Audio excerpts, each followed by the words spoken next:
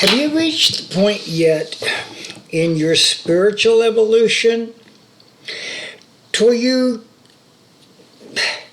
want to belong to the religion, you want to belong to the church, but it just doesn't exactly fit? I mean, you agree with a lot of it, but a lot of it you don't.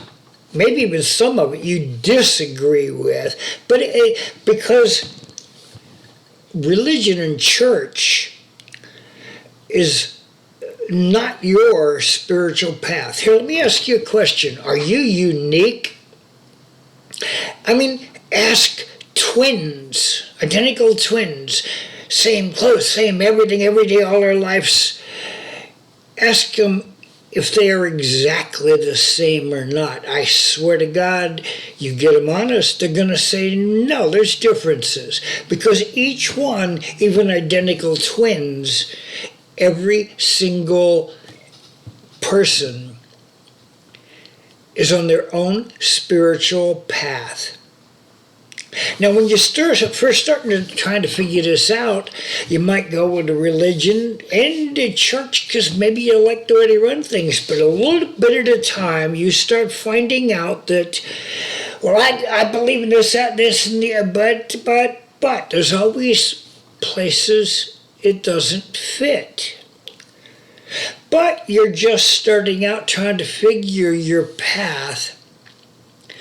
And so you're taking the first generic when you can. And then here's where you begin finding your own path. Your individual, true spiritual path. Them things don't fit. Listen, let me tell you something. You are programmed. You're a biological computer and you are programmed from the moment of your birth. Let me explain.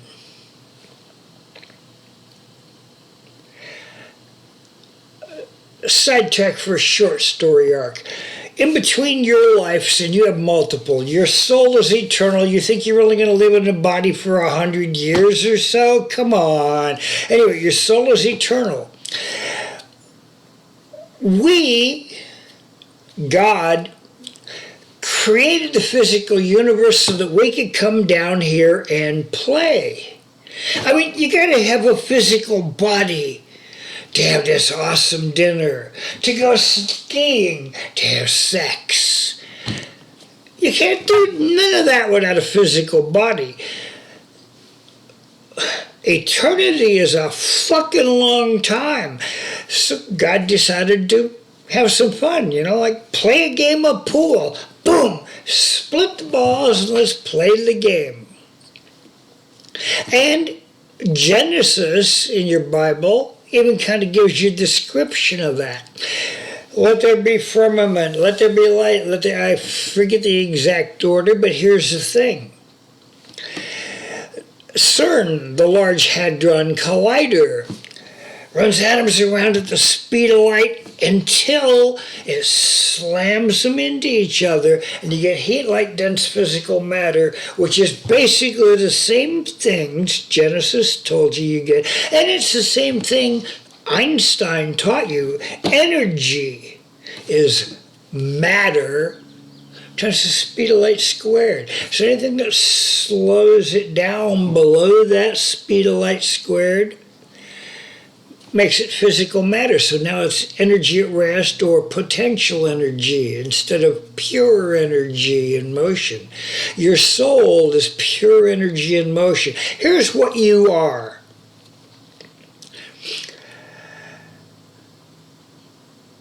Sidetrack my tiny moment just for an update. God, in the beginning there was nothing but God. God created the universe. Now, I don't care what religion you're in, whether it's one with the turtles, whatever, that doesn't matter. In the beginning, there was nothing but God, and God created the universe. We already know you can't create something out of nothing, so what did he create it out of? His own body. Second small story arc. What is God's body made of?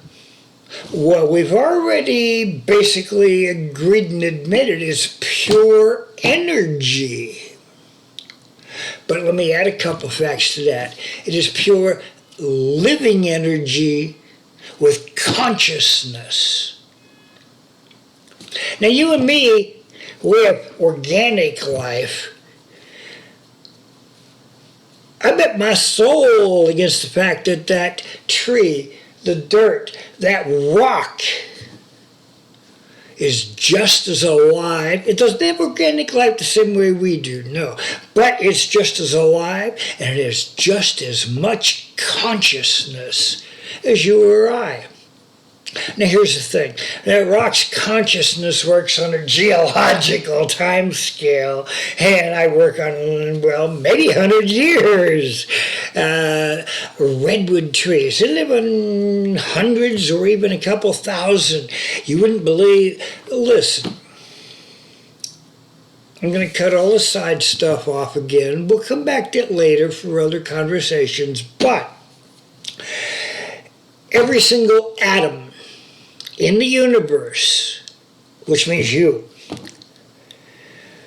has life and consciousness. And we came down to the physical plane to play. You know, I mentioned a minute ago, the food, the sex. Okay, we came down here to play. However, we got stuck here.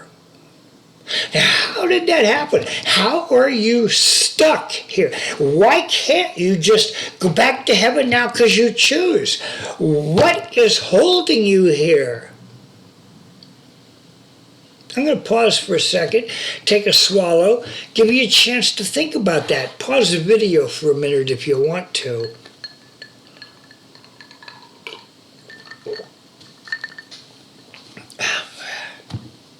So what traps you on the physical plane? No ideas. Let me give you a thought. I'm sure you've all heard about karma and how karma always comes back on you and yada yada, karma, karma.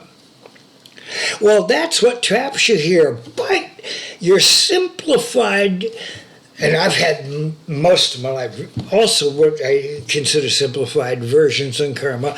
What you do comes back to you. That's true. That is also false. Jesus taught you a shortcut around that. He said, let it all go by the grace of God. I don't remember his exact quotes. I knew them when I was younger. I'm also toasty. That's how I'm breaking my walls down enough to communicate this for the moment. But he taught you. See, because here's the thing that stops you from letting go in most cases. You notice I is always capitalized when it has to do with my ego. Now me or mine or my or ours, none of those are capitalized unless they're at the beginning of a sentence. Do you know why that is? Ego. And ego is what keeps you trapped here. Because you see, ego is what I love this. I hate it. I'll get even with him if it takes me 19 lives. That was a good show. You got to watch it. But that's what keeps us trapped. As long as you have an attachment. When something happens and you can accept it, enjoy it, and just let it go, it's irrelevant, then you get the chance to leave. Autobiography of a Yogi, Paramahansa Yogananda. That was a good one. And if you ever read that in there, the time when they were going someplace and he looked back and he saw somebody stealing a cabbage out of their hut, I think it was. But it was because ego was attached to that cabbage that mattered. Or maybe I'm hallucinating and conflating memories. I don't know. But let me get back to the original conversation. Your spiritual path. Not the religions, not the churches, not your families, not your twin brother or sister, even if they're identical. Your path is yours alone. Now, like two ships coming from Europe to America, excuse me, they may get together and sail together for most of the way across. But they didn't start the same place, they don't finish up the same place, they don't carry the same cargo, yada, yada, yada. If you're identical twins, you're not identical. One of you was born first.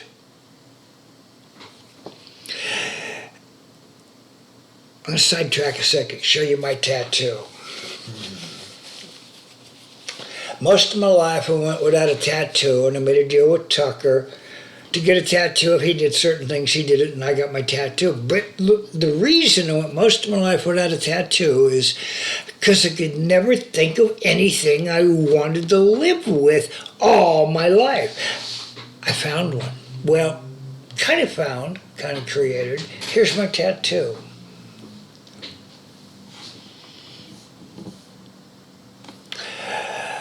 Yin and yang. But yin and yang is not the totality. There is also yang. Yin, yang, yang.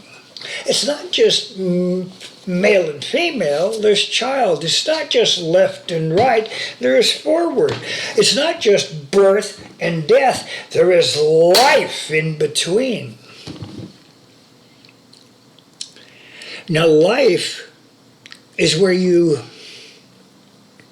have the opportunity to balance that karma.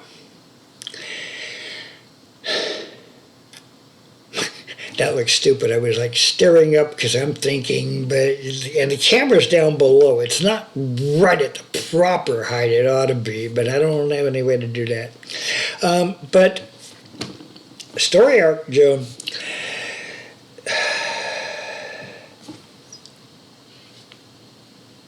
One sidetrack too fucking many. I'm going to pause a second, refocus. Because there's 2 or 3 interesting things there, but I want to finish the story arc that it was on so you have a complete understanding.